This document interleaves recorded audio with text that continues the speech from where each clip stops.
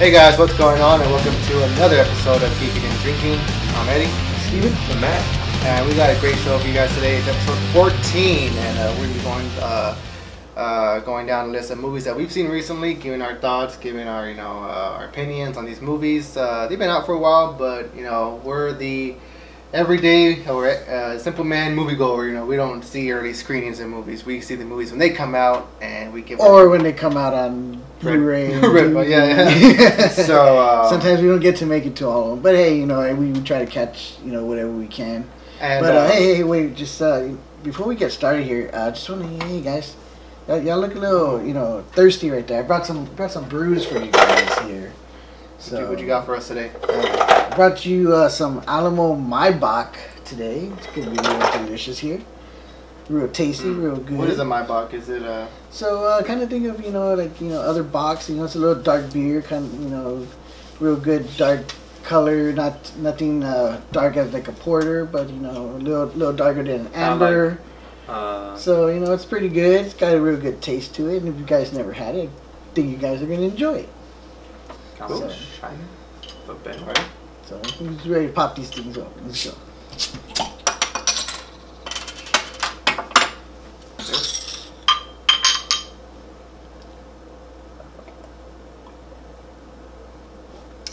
Oh yeah. It's actually not that bad. I actually enjoy drinking beer out of bottles more better than cans, really. Yeah. Cans, bottles or cups, or pints. Yeah. Yeah, me too. I like a good draft beer. So if you're ever in the neighborhood of Alamo Beer Company, over on the east side of San Antonio, just right underneath the Hay Street Bridge. Go into their tap room. They're open Thursday through Sunday. Every Thursday is beer, bacon, and bingo. So they'll have different stuff on tap. I'm not sure if they have the My Bock on tap. I know they did for a while, but it's kind of a seasonal beer. If you follow us on Instagram, you'll notice that just a couple days ago I actually went to Alamo, and they've been doing these things where they have the Brewer's Barrel. It's like a specialty out of beer. Well, this past weekend they had a honey rye. Oh yeah, I saw that. Unfiltered honey rye, and it was good. It was a hefty beer. Body was pretty dark. It was smooth tasting with a sweet aftertaste. Not overbearing sweet, but you could taste the honey. So I know that that has Greg's name all over it. Nothing too bitter in there. Yeah, so it was actually really refreshing, really good. So unfortunately, last time I think I went the next day and they didn't have it on tap anymore. But like I said, I know they have a specialty brew pretty much every week, a different brew. So go ahead and like Steven said, check out Alamo Beer Co. We want to thank Eugene and Greg again for inviting us. That one time that we did an episode over there, it was real cool, real fun. And if you haven't checked that episode out, go check it out. One of our best episodes, so check that out, please. In really good detail on how Greg came to Alamo and how he is making an impact on the company. And he started his soda company as well. That's came out, but we'll talk about that some other time. So you guys, Oscars just happened not so long ago, huh? Yeah. At the time of this recording, Oscars it's fresh in our brains. It happened this past Sunday, and there was a lot of controversy coming into these Oscars. With the host, with the even before the Oscars actually. Yeah, with that being with there being no host, with the decision to announce categories during commercial break, and then the reverse of that decision. So it's a lot of controversy. Taking out some categories, putting them back in. But actually, the show kind of went off without a hitch. I mean, it actually pretty smooth. Well, according to a report that I saw, it was actually one of their highest, or the ratings went up from last year. I think it's the highest it's been in 5 years. I think last year was 26 million viewers, and then this year is 29 million. So it went up pretty. They only did controversies just for the views. But yeah, I mean, it was a smooth show. The Oscar, I guess the Academy got exactly what they wanted as far as ratings. Kind comic book movies made a pretty good impact this year. I mean, it was a first for Marvel to be nominated for Best Picture. Spider-Verse nominated for Best Animation Film, which it won. Yeah, so I mean, in my opinion, I think that was just that was going to be a given. I mean, if you've ever seen the Spider-Verse, the way the animation was created was so amazing. It was so good. It's way different than what we usually see as far as 2D to 3D animation. Fun fact, really good. I have yet to see Spider-Verse. Well, same. Well, I've seen bits and pieces. I just haven't seen the full thing. But what I have seen of it is amazing, and I could definitely see why it won Best Picture. Actually, beating out a Disney movie and that of The Incredibles 2. Two Disney movies. Oh, Incredibles and Wreck-It Ralph? Yes. Okay, or so Ralph breaks the internet. So it beat Disney, and which is still part of the same, I guess. Now, yeah. Well, I mean, it's Spider-Verse. It's Sony. Oh, Sony. Yeah, it's Sony. Associated with Marvel. Yeah, but the other movie, like I said, Black Panther was nominated for Best Picture, but it actually didn't win Best Picture. It took home 3 other Oscars in that of Best Score, Costume design, Best set, production. Yeah, production design. So that's pretty cool. I mean, Oscar and first for the first for all 3, I believe. All 3 winners that were involved with Black Panther. Were first winners, first nominations, first winners. Okay. So it was a big night for first in this year's Academy Awards. So yeah, one thing that isn't a first that it's I think 3 years in a row already. I know it's consecutive years that a Mexican director has won Best Director. Won Best Director and Best Foreign Film. Best Foreign Film. Yes. So he won 2 categories. Yeah, in that of Roma by Alfonso Cuarón. I'll give you the benefit of the doubt. Carrion, something like that. We're from Texas. We're from San Antonio. We're from San Antonio. We're Mexican Americans, but I'm sorry, we lack in our language. Spanish. Right. But congratulations to Roma for winning Best Director and Best Foreign Picture, which is the first for a Mexican film. Also, Best Cinematography. They won Best Cinematography. Which is weird because a lot of people were real iffy about the cinematography of Roma. Actually, I've seen some bits and clips of it, and I understand why it would have won, but I forgot the other Oscar nominees for the Best Cinematography, and so if I remembered, then I would probably be like, okay, then maybe. Well, one movie that was nominated for special effects and was a Marvel movie was Infinity War. It did not win. Infinity War got beat out by First Man. I know you haven't seen it, but it's actually pretty good, and I see why First Man won, because there's one scene in particular that takes place on the moon, and it's beautifully shot, and it just looks amazing. Whoa. It brings me to tears. Avengers Infinity War takes place mostly in space. Come on, man. True, but can the First Man throw a whole moon at the Avengers? Yeah. No, but he threw a bracelet at the moon. It's a heavy scene. It's pretty good. I actually really enjoyed that movie.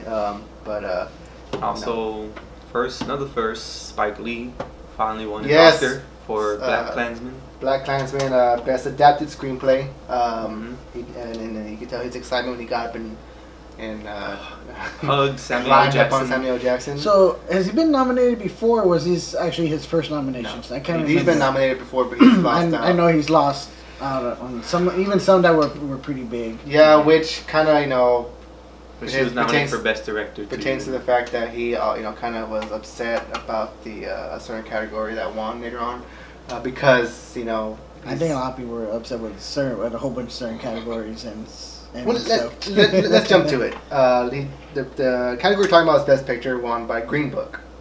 Green Book won Best Picture, and just all this controversy, Spike Lee, and there are people who and there are interviews of him about someone. How do you feel about Green Book? Takes a sip of his champagne. It's like, next. Yeah, Nick. Who did that? Spike Lee. Oh. Yeah, and take a sip real quick. And then they're also like asking about his reaction. Because apparently when he announced that it won, he got up, he threw his arms up, got up, he tried to leave, but he ended up returning back to his chair. And the whole time they were giving her speech, he had his back turned because he was talking to Jordan Peele. Because apparently Jordan Peele was... Jordan Peele was... I saw his reaction on it really, too. And then there was also a reaction from Chadwick Boseman as well when they announced it, that he looked back, and I think he was looking back at either at his cast members or maybe the director. I don't know exactly who he was looking at, but there's a shot that I saw on Instagram or actually on Facebook where they're showing him, and he's like looking back. He's got like this kind of like disgusted. Not disgusted, but kind of like disappointed. Like really kind of look like Green Book one, like really, but. Again, I haven't seen Green Book. It's been one on my list I do want to see. Out of the whole show, it being minority-based winners, they had to F it up at the last second, of course. But yeah, so... but I mean, congratulations to Spike Lee for winning Best Adapted Screenplay, his first Oscar. To be honest with you, I really thought, like, there was just so many good movies that were nominated. Mm-hmm. You had Roma, Vice, Green Book, Bohemian Rhapsody... The Favorite, Stars Born, and Black Panther. And I would have thought at least... I really thought they were gonna announce A Star Is Born.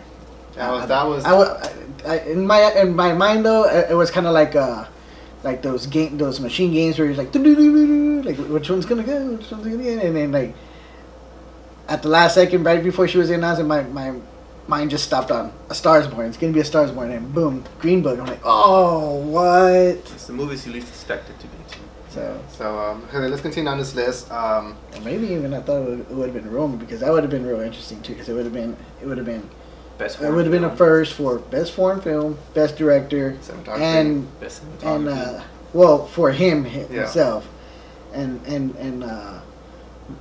best picture, you know, like that would have been a real like a first for all three, for a lot of those categories for Roma. But you know, again, you know, congrats to all the winners. You know, I know there were some fan favorites, some least fan favorites, but you know, Black Klansman, I just saw it yesterday.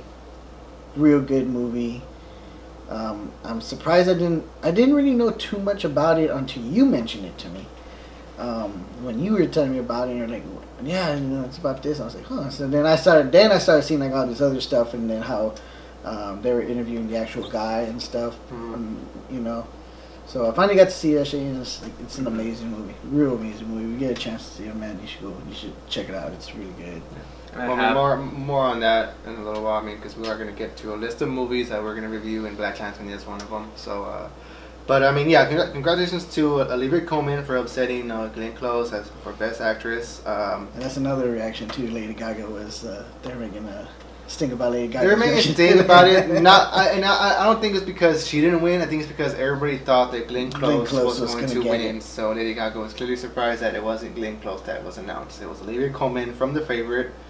But you know, congratulations! You get to see that movie, and I'm gonna watch it when it's out on Blu-ray. Rami Malek for his portrayal of Freddie Mercury in Bohemian Rhapsody has won Best Actor. I love Rami Malek. I liked his performance. And won Best Sound Mix too, right? Oh yeah, best, yeah. Which I expected that. And last but not least, and I know it's something you wanted to touch on because it was one of the biggest things to come out of the Oscars. Not only Best Original Song was "Shallow" by Lady Gaga from A Star Is Born, but that was one of the categories I want to talk about. One that I just wanted to touch on just a little bit was Best Documentary. I was a little disappointed. The documentary I wanted, I had not seen it, but I heard it's pretty good. But in my opinion, there was one particularly that I wish would have won. It would have been really cool. Was Minding the Gap. Yeah, I heard that one's good. It's real good. The fact that Won't You Be My Neighbor was not nominated is the biggest snub that I could ever think of to date. That movie is amazing, and I mean, I know Free Solo is a good documentary. I haven't seen it. I heard nothing but good things, but it's about right guy climbing a rock. I'm over it. Right. No ropes. But yeah, so pretty steamy performance from Lady Gaga and Bradley Cooper at the Oscars. Especially at that end. Yeah, I love that song. Bet you that was an awkward ride home for Bradley Cooper with his girlfriend. But yeah, I mean, just aside, it was an amazing performance. That song is great, and just no question that it deserved to win. But yeah, so congratulations to all the nominees and of course all the winners. And especially a big congratulations to at least Lady Gaga. To Lady Gaga because she's the first person and woman in history to win different awards for the same song in 1 year. She won a Grammy, right? Yeah, she won a Grammy.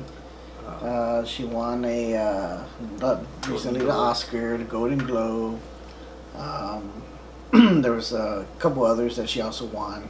So it's a pretty big, another big year for Lady Gaga. MTV Movie Award. She won the Nickelodeon Choice Award. Big year for her. Congrats to her. I'm a big fan of hers. And, our mother is a big fan of hers as well, so she was excited. But yeah, that song is just amazing. The movie is amazing. It was real. Yeah, man. just hearing the song brought back when I saw the movie. I was like, oh, man. So going off of that, like I said, like I touched on earlier on the top of this, show that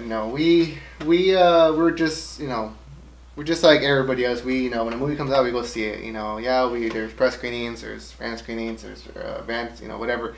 But like we see the movies when they come out in theaters. We don't have that privilege of going to a press screening or whatever, which is fine.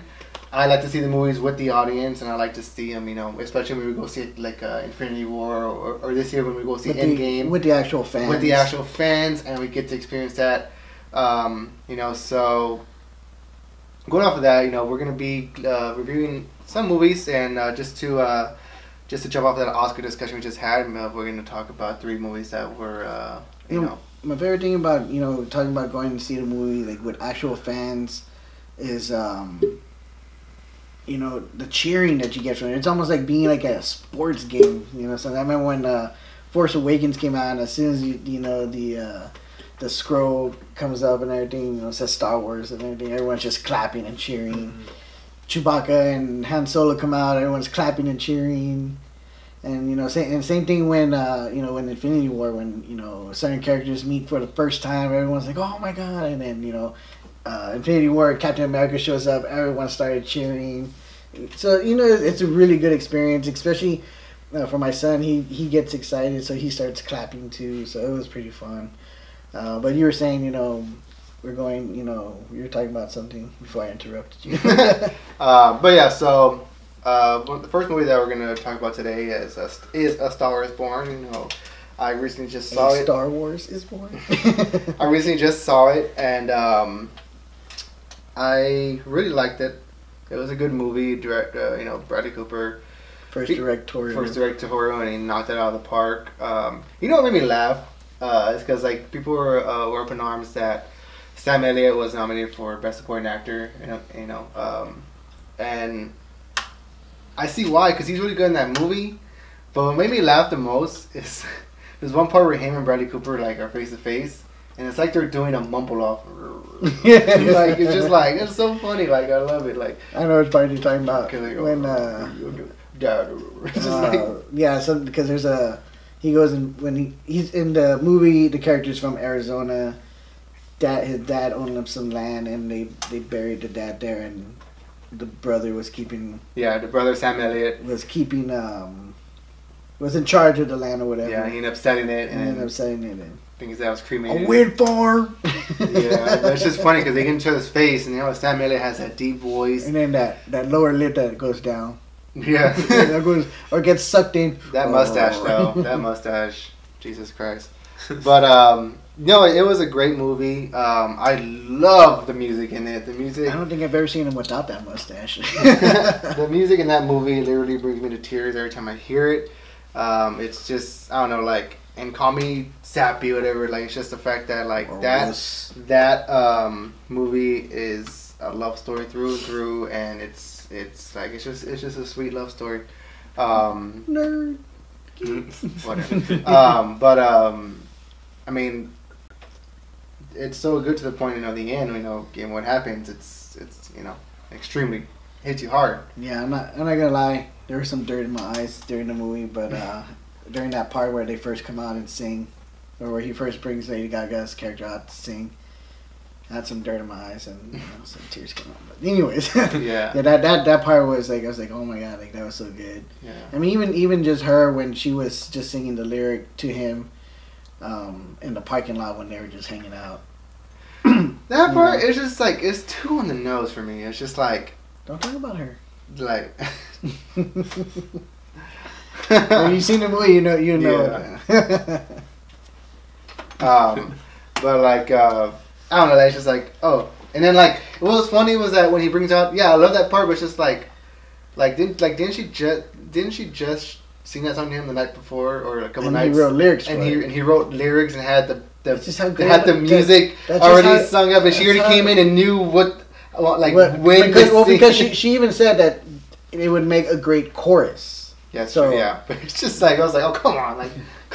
This song was written over months. One thing about the movie, though, that surprised me was the cast. A lot of the cast members, like you said, you had Sam Elliott.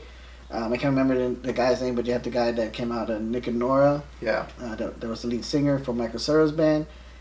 And Andrew Dice Clay.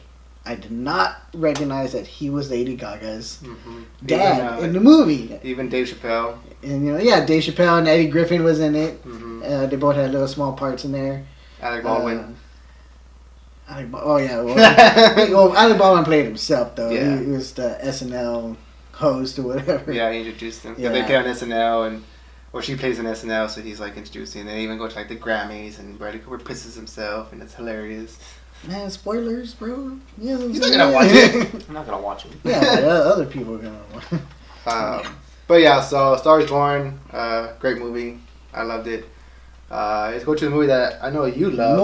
More music. And speaking about watching a movie in theater, I know you and I've seen this part in theater, and you have nothing but good things to say about it, which is Bohemian Rhapsody. Loved it. I know you had some issues with some of the stuff, but to me they kind of seem little minor issues. But overall, for me, the movie was great. I loved it. I'll admit there were some corny parts in it. Well, for me, they two real big ones, but I really do love the cameo in it, and no one really understood that it kind of was a cameo, but I loved it. And then going back to the Oscars, I love the fact too that it was Dana Carvey and Mike Myers that also introduced the movie. If you're gonna spew this. Dude, I growing up with Wayne's World. I loved it. So I loved it. It was the best for me. I clapped as soon as they said that line.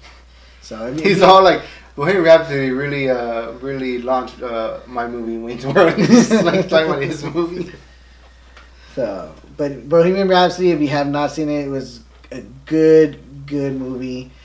I mean, it still holds up even if you watch it at home on Blu-ray or DVD.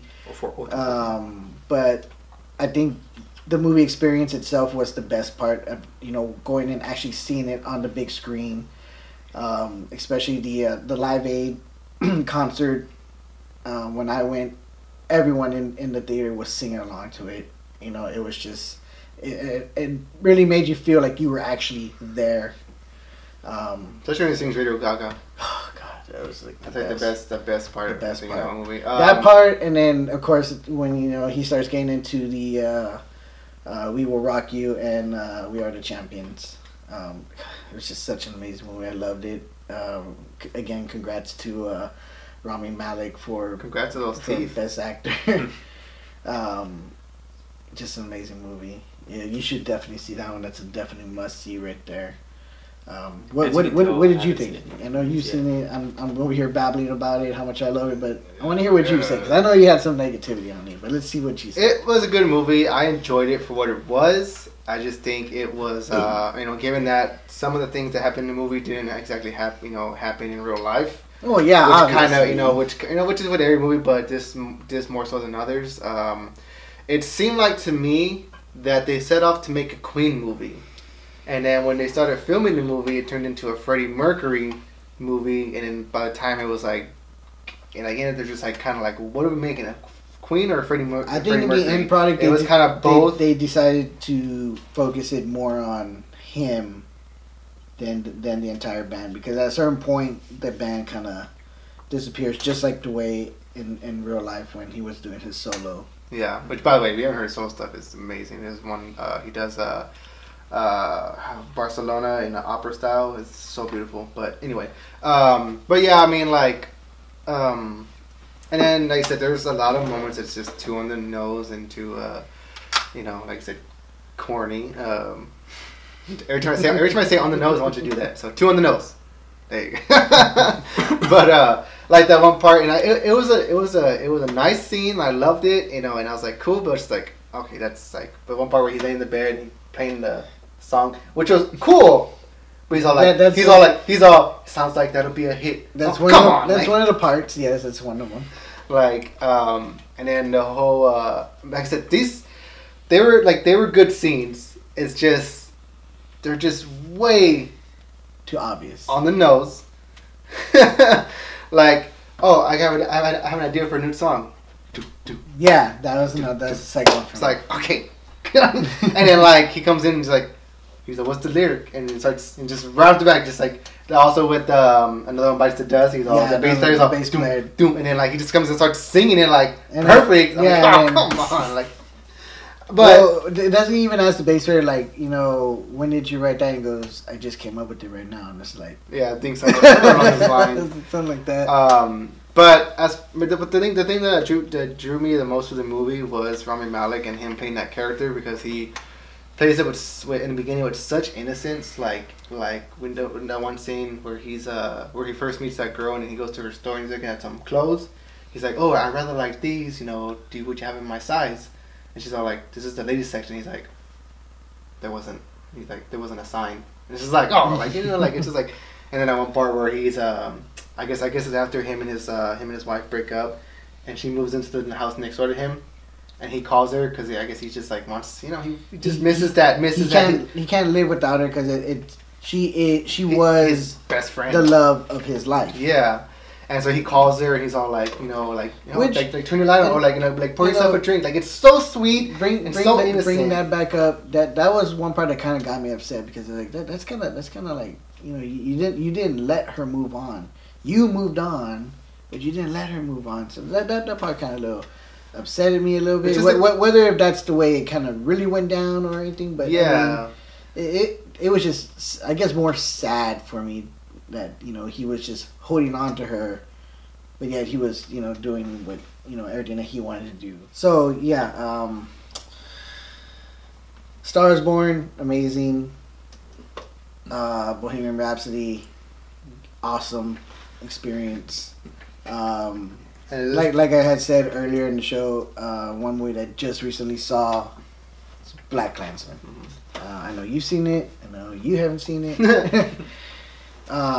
Me and my wife just saw it, and we were just like, it had some funny parts in it. Just because for me, just some of the stuff, not that it was funny, but just some of the stuff that they did was just like, oh my god, I can't believe they're doing this. And, it's a heavy movie to watch. Yeah, but especially towards the end, and especially with everything that's going on now too.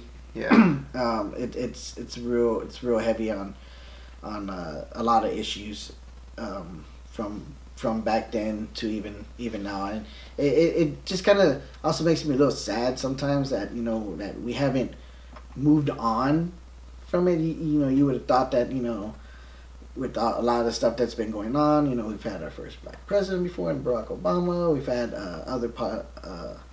politicians and that in different places, from different ethnicities, and yet we're still far from the R word. I don't want to say the R word, but we're still far from it. Yeah. Which is which kind of saddens me a little bit. But well, so going back to the movie itself, the cat has a great cast in that of Adam Driver, Topher Grace, and the lead is John David Washington.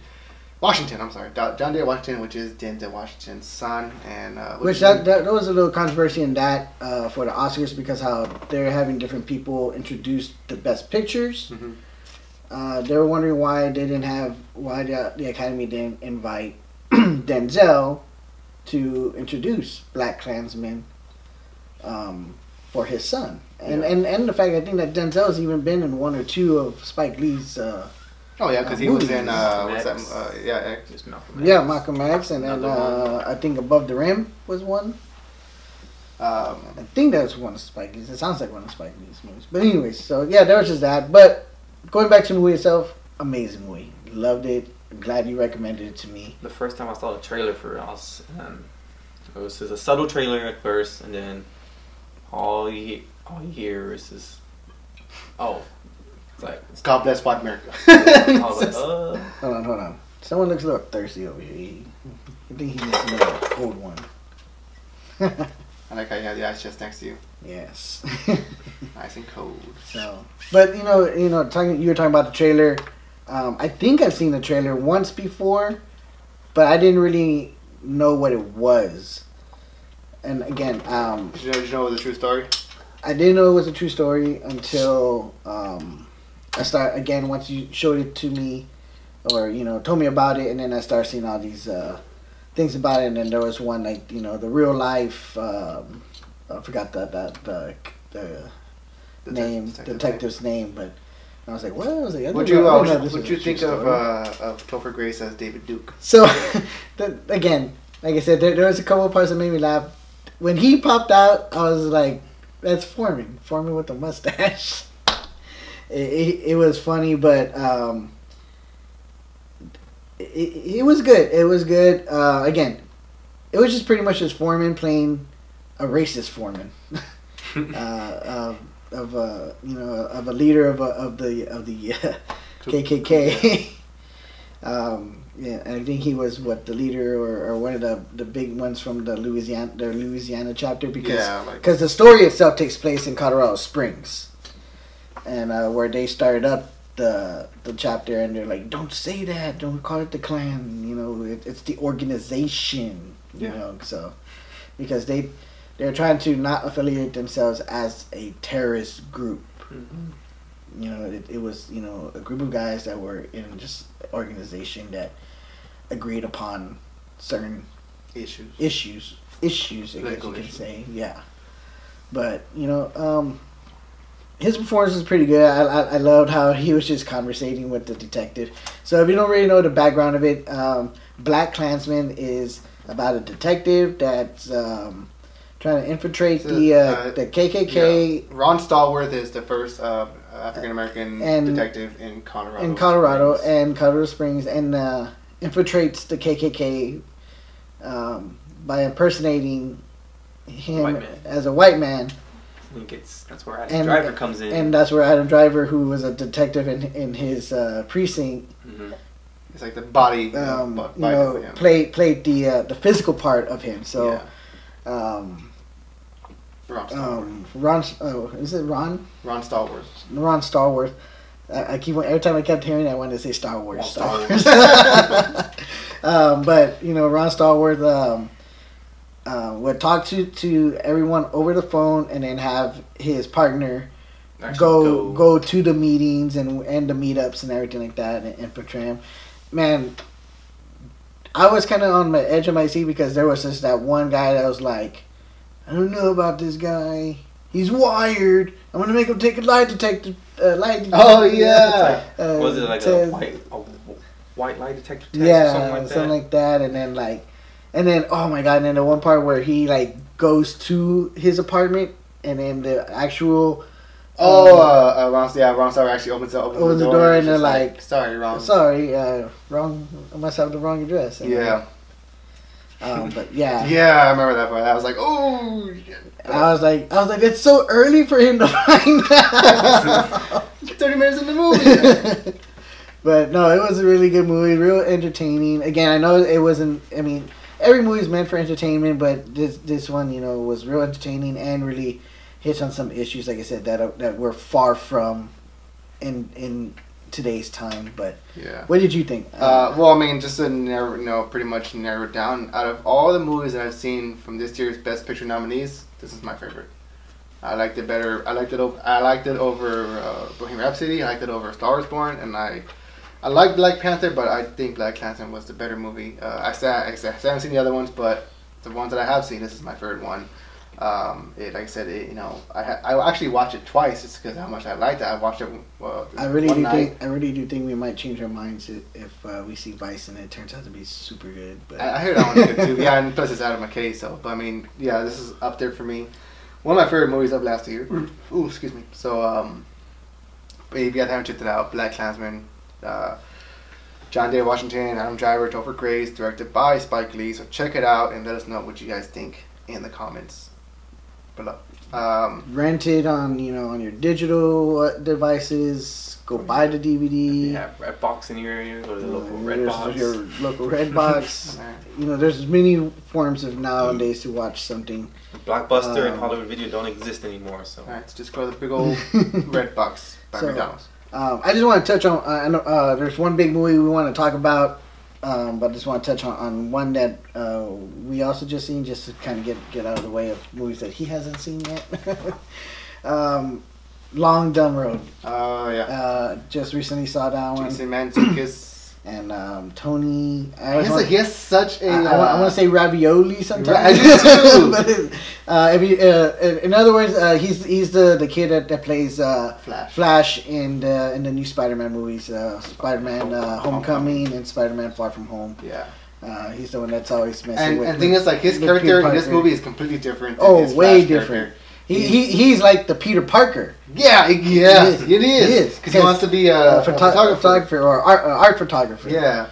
And so if those of you don't know, the movie is pretty much about this kid who. It's an indie movie. Yeah, who wants to go to California and he's enrolling in art school in California. So he drives from his home in Texas to which is one of the reasons why we're drinking Alamo. Yes, there is a. There is a cameo by Alamo. Yeah, cameo. Yeah, one of the characters in the movie is drinking Golden Ale from Alamo. When I saw that scene, I texted him. I was like, "Dude, they're drinking Alamo in this movie. Like, it's so cool."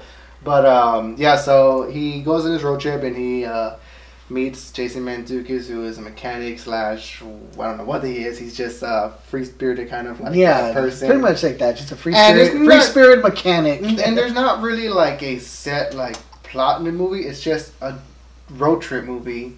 And I heard when I heard about the movie, I never watched it before, but it was pretty much all improvised. Well, most of it. I can see that because he's a big improv. And I saw a clip of it, and he was just going off about random stuff, and I was like, okay. He's such a good actor, love the part where he's all like, oh, he goes, have you seen the Fast and Furious? I love those movies. He goes, oh yeah. He goes, yeah. He goes, he's all like, I can't wait for number 8. There's 8 of them. He's just like, dude, my favorite was Tokyo Drift because they drift.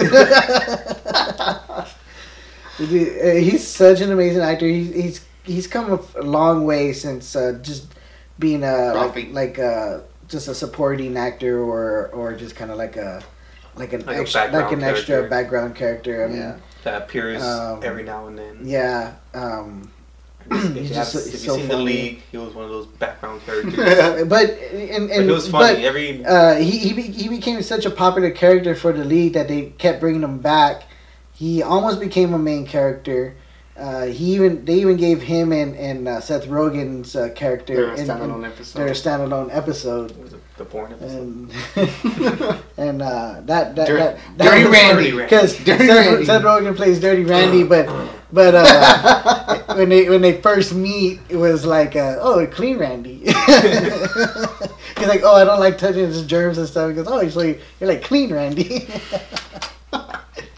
And then they also start getting heavy into drugs and stuff, and Seth Rogen becomes a porn director or something. So that's how he gets the name Dirty Randy, and it's such a hilarious show. That I really do think they stole a lot of, when they would come out, they stole a lot of the scenes. Yeah, but yeah, Long Dumb Road. If you want to watch something, that's just silly, nothing mainstream. Yeah, nothing that you got to think too much about. It's chill. Just a road trip movie through and through.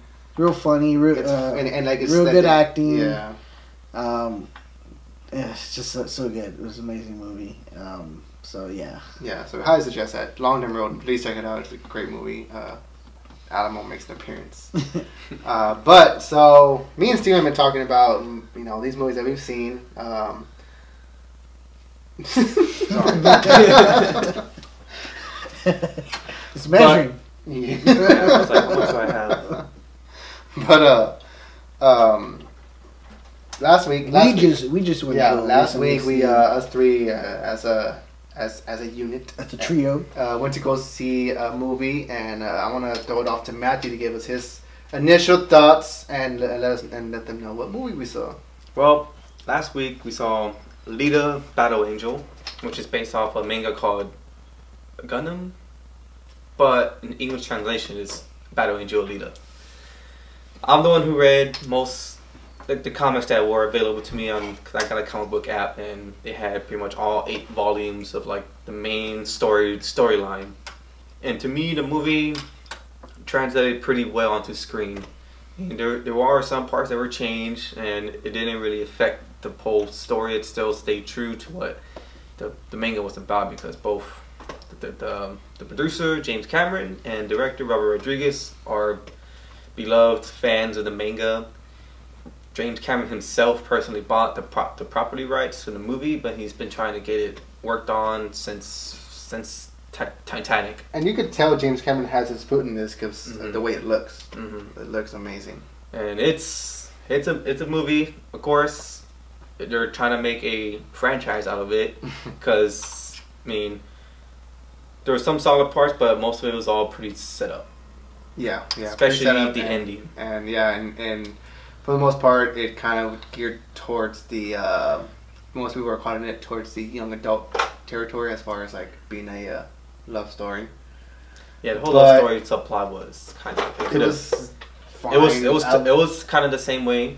Yeah, it wasn't a huge. It was kind of the same way in the manga. It was kind of like sappy, and Alita was. I like how they translated the character Alita into the movie because she's like sappy, preppy, like excited about being alive and seeing everything again. She's like that in the manga. So Rosa Salazar, who plays Alita, all through motion capture. It's her face, but obviously she's digitally recreated using motion capture because of the fact that she's a cyborg. Yeah. Spoilers. Yeah, no, she plays that role, that innocence, like trying to figure out who I am. Compared to her role in Bird Box. When she's ready to kick ass, she kicks ass. Yeah, like, and the thing is, I know there's a lot of controversy into this movie about, her eyes, are they gonna be distracting?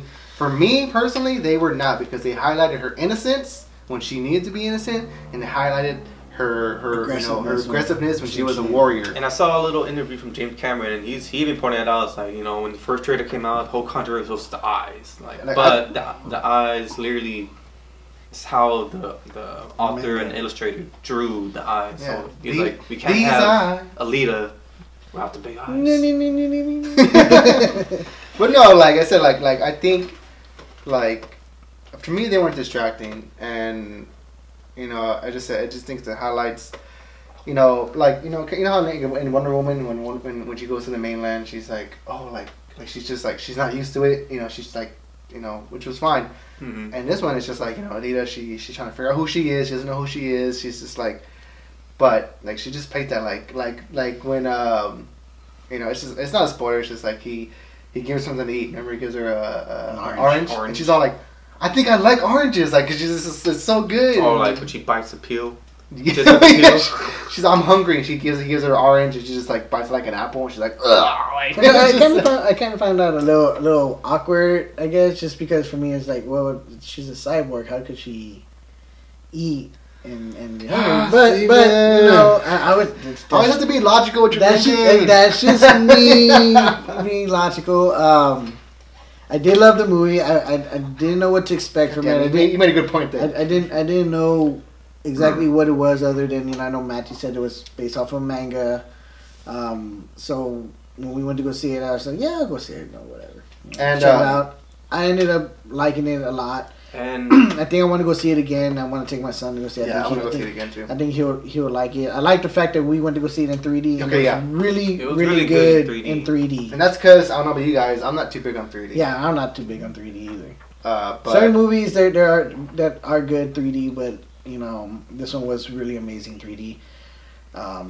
Just because of all the effects in it. Most and even Avatar. It's a lot of CG, but it works. It worked for what they were going for. And you can tell a lot of technology James Cameron used to Avatar implemented in this movie. Yeah, that's what I'm saying. Like, so you could tell that James Cameron had his hand in it, because I saw Avatar with my father. Shout out to Dad. And in 3D, he took me. Still never seen that movie in full. I've always seen it in parts. You haven't seen the whole movie? Mm-mm. Pretty good. He took me around, like, it was just me and him. But I liked it in 3D. I liked Avatar in 3D, and this really did translate well in 3D. Although in watching Alita, it reminded me so much of a lot of different movies. I have a list of that here. Nothing bad, but just because of some of the stuff that they do in the movie itself. Definitely reminded me of Ready Player One. Because of the post-apocalyptic. The post-apocalyptic stuff. It's not even like apocalyptic. It's just a future. Yeah, okay, I guess you could say, because there was a big old war. Yeah, there was a war, and in saying that, it also apocalyptic, and that I guess the rich people, the high society, lived there. That reminded me of Elysium. Okay, yeah. But I'm pretty sure Neil Blomkamp probably got inspiration from Alita, because. Oh yeah, from District 9. Because the manga came out like way before Elysium came out. I'm talking about different one. Sorry. Yeah. Little bit. It reminded me a little bit too of, I guess you can say, original Blade Runner. Yeah, the cyberpunk. Because that's what they labeled the manga as, like a cyberpunk. A little bit of Blade Runner with AI, artificial intelligence. It's an old movie from Steven Spielberg. I've seen that in high school. My media because teacher showed us that. Because of all the cyborgs and all the drones. Originally made by Stanley Kubrick, but Steven Spielberg took over. Yeah, and took credit. And then also reminded me of Rollerball. I don't know if you guys remember that one. Rollerball was it's kind of like, what's the name of that? The one with Ellen Page, right? No, no. That's what is that? That's, I know what you're talking about, but Rollerball isn't. It's kind of like that, but in futuristic. Isn't Rollerball with Michael B. Jordan in it? No. Tyrese was in it. Chris Klein and Selma Blair. Oh, okay. That was back in like 2000, 2001. So it's kind of like the way the game it's kind of like the way that the motorball in Alita is how Rollerball was the same way, but I don't know what was motorball to the death. I know it was kind of like that in the manga, but they're robots. They're not disposable. I mean, they are. So in Rollerball and in Rollerball 2 was also a remake of another. Of James Caan, 1976, I think, movie. Yeah, they did it. But this one, it consists of humans participating in this competition for their freedom and stuff like that. I don't remember too much about it, but it's what it reminded me. While in Alita, if you're the champion, you get to go up to... what's the place called? Zalem. Yeah, if you were the champion, you were worthy enough to go visit Zalem. I really like how they translated the main Nova. Kind of like a mysterious character. That's in the beginning of the manga, he was kind of like a mysterious character. He was the main I really do hope they go on to make a sequel. Well, I heard they're doing well overseas. So yeah, they're doing really good overseas. And the thing is, they're like, already past 160 now. Yeah, I think the second week in box office is actually doing really great. But the thing is with me, like I said, I love the movie, and the whole love story plot line. Okay, fine, you know, but I love the world building that they set up in that movie. I was so interested in Nova, I was so interested in Zalem, you know, and you know, I was just like, man, I want to know more. So when it ended, especially ended the way it did, no spoilers, I was like, oh man, I want more. Like I know, but the movie was already kind of going pretty long. I was like, but I want more. Like, I want to know more about this. Like, and the way it ended was pretty cool. I was like, all right, cool, you know. But we know the cast, supporting cast, you know, with Christoph Waltz, Jennifer Connelly, Mahershala Ali, Gene Harley. Jackie Earle Haley. Jackie Earle Haley as playing the. I got his name, but he was the big one, right? Yeah. Okay. So who is that guy? Which one? Jackie Earle Haley. He's Rorschach. Well, he's Rorschach in Watchmen, but he played the. I forgot his name. Oh, that was him. Yeah, he's just fatter. Yeah, I didn't realize. He's like Freddy Krueger. I was like, the name sounds familiar. I didn't. Dang, yeah, he looked fat, right? Yeah, he puffy in his cheeks. That's crazy. But no, like, Ed Skrein, because he played the hunter killer. Zapan. Yeah, like dude, I just like and that's the guy from Deadpool, right? Yeah, Alita did embarrass him the same way in the manga as in the movie. Yeah, so like I said, it translated pretty well from a lot of manga. When it comes to live action, it doesn't translate too well, but it did translate pretty well. It actually like felt like watching a live action manga. You know, that wasn't altercated too much, other than that it was live action. You know, but like I said, it worked. I liked it. I loved it. I enjoyed it. It wasn't too much of a controversy over like whitewashing, because technically the manga does take place in the United States. Yeah. So I really enjoyed it. I cannot wait for an announcement for a sequel, and we're gonna go see that in 3D as well. Hopefully this time IMAX 3D. And I read an article that like she's supporting the cameos with Oh, I didn't even realize that Michelle Rodriguez was her commander. Oh really? Yeah. Oh wow, I didn't know that. Yeah, I was like, she looks so familiar. Yeah. I was like, she looks so familiar. I gotta go back. I gotta go back and watch What's his name? The one who played the champion, Garland. I think that's his Guardian, but it was a quick cameo. Yeah. He appeared in Terminator Genesis. He was John Connor. Oh, Jason Clarke. Nah, I forgot who it was. He played in Genesis. Yeah, Jason Clarke. He played. He comes out in the new Pet Cemetery. No. Okay, I think someone different. What other movie did he come out in? I forgot what about it. I think I know what you're talking about. But anyways, and then he's a very recognizable face if you see his face. And then you also had at the very end, Edward Norton. Spoilers. I saw Edward Norton was supposed to be in the movie. The thing is, and like I didn't like. Where's Edward Norton? The thing is, supposed to be an ending. Would you really call it a spoiler? Because look, yeah, it's Edward Norton, but that has nothing to do with the story. You know what I'm trying to say? It's just a review of the actor. Like say you know we're watching a movie with somebody who doesn't know who Edward Norton is. We watch a movie we don't know who Edward Norton is. No, I'm just saying like you know like we know who Edward Norton is, we Fight Club, come on. But like say someone like who's not really tuned into the movies, they just go see movies to enjoy, whatever, but they're like, oh shit, he takes off his glasses and just like Casper Van Dien was in it. Who did he play? Amok. Oh, he's probably one of the cyborgs. But yeah. So you know what I'm trying to say though, right? Like it's not like the review of Edward Norton is not so much. It probably was uncredited because it was just like a split, 5-second appearance. It was when the part you're talking about is when they're all trying to kill her in the elevator. No. When the guy took her to the first first motorball. Oh, the one that they killed, the one that's in the street that they took. No, not him. They're like, yeah, he's undefeated at the moment. And he was like, "Come on, guys, give me repairs so I can give go back up." He kind of looked like a yellowish gold. Oh, okay, I think I remember you talking about. Well, his character is supposed to be playing a big old part with like later on in the making, if they even go with the sequels. Yeah, as well as Michelle Rodriguez's character is supposed to be a big part. I just feel like they can't have that much of a setup movie without doing a sequel. Like, well, everyone in the cast they had doubts all along. Like, they weren't guaranteed. Like, look, we're gonna make this movie, but we're not guaranteed that we're gonna make. I really hope they do. Like, but that just depends on the box office. And that was also his intentions too. That he goes, look, you know, I want to get these big names into these parts, just so that if we do get greenlit for a sequel or multiple movie deals, we have them, and they're gonna come back to play those characters, as opposed to having to replace them and bring in bigger names to play those characters. Yeah. You know, because they've done that, like with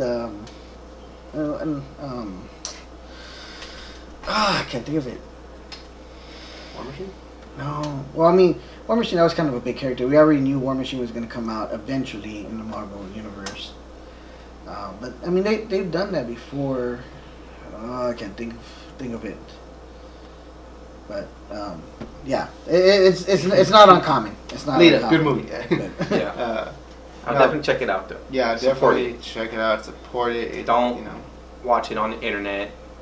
Don't watch it on your jailbroken Fire Stick. Go to the movies and support it. Yes, that's a big thing, is supporting these movies. I mean, I know once in our lifetime we've all been there watching a bootleg movie, and it's just not. Only bootleg movie I saw was Final Destination. 5. The 5th one. Okay, yeah, go see Final Destination bootleg. No, but I mean, but both Final Destination 1 and 3 is on Netflix. Go watch it. But yeah, so let's call it today, Junior. I forgot what I was gonna say. And the funny thing is, he is Junior. But yeah, I mean, that's pretty much our thoughts on these movies that we just seen. Again, to reiterate, to recap, go watch Spider-Man Into the Spider-Verse. It's probably not in theaters anymore. It's probably on digital. It's already on digital. It's getting ready to come out in Blu-ray and DVD. Physical copies. Watch that movie. It's such an amazing movie. It's not even just for kids. It's not even like just a kids movie. It made me and my 10-year-old tear up. It was such a good movie. If you haven't seen it yet, obviously go watch Black Panther, which was one of the best pictures. Yeah, it's on Netflix. But for the other ones, go watch A Star Is Born. Great. Bradley Cooper and Lady Gaga are amazing. Bohemian Rhapsody. Good. Amazing also. Black Klansman. Loved it. Same here. You need to watch that. Something that you just don't know about. Long Dumb Road. Go watch that one. Good time. Go watch Alita in theaters. While you still favor. If you have the chance to go see it 3D, because there are movies that I have seen that I'm like, dang, I wish I would have gone saw that in theaters. I wish I would have saw Ready Player One in theaters. Yeah, I wish I would have saw that one in theaters, and I wish I would have saw Stars Born in theaters. But unfortunately, I didn't get to make those. But I watched that one on. And the thing is that again, all the movies we just mentioned that were nominated for Oscars. Go check those out. Can't stress that enough. Can't stress enough to go see Alita. You don't have to see it in 3D, but we recommend watching it in 3D. But please do yourself a favor and go do that. Mm-hmm. Go watch that. Such a good movie. Such an amazing movie. I mean, again, I wouldn't know too much about it. I was skeptical, and it made me a fan. Yeah, and we here, we give you suggestions because we love movies. We are, we start this show to talk about movies. So just know that that we are here, a San Antonio-based podcast that love movies. We love music, TV shows, and we love comic books, and beer. So we have that. But thank you again to Alamo, and check out their Alamo Maibocks. Maibocks again, while it's still in stores, because this is a seasonal beer. So once they run out, they're out forever until the next season, which will be next year sometime. But Also, we're gonna be having some koozies here pretty soon. More koozies coming out. I know we mentioned that before, but yes, definitely. And if you want one, leave a like, leave a comment, subscribe, tell your friends, get us that support. If you want one of these koozies, it's yours. You have to leave a like. We're not selling them, we're giving them out, but leave a like and leave a comment. We want to hear you guys' thoughts on everything we talked about and these movies. Have you seen them? Have you not? Which ones do you want to see? Have you tried Alamo My Bock? Have you tried any other Alamo beer? Let us know in the comments. Or any other Texas craft beer. Just let us know. If you have any suggestions, let us know. But we, we going to, we look forward to hearing about that, and we will let you guys know when these are available. But until next time, that's it. Cheers.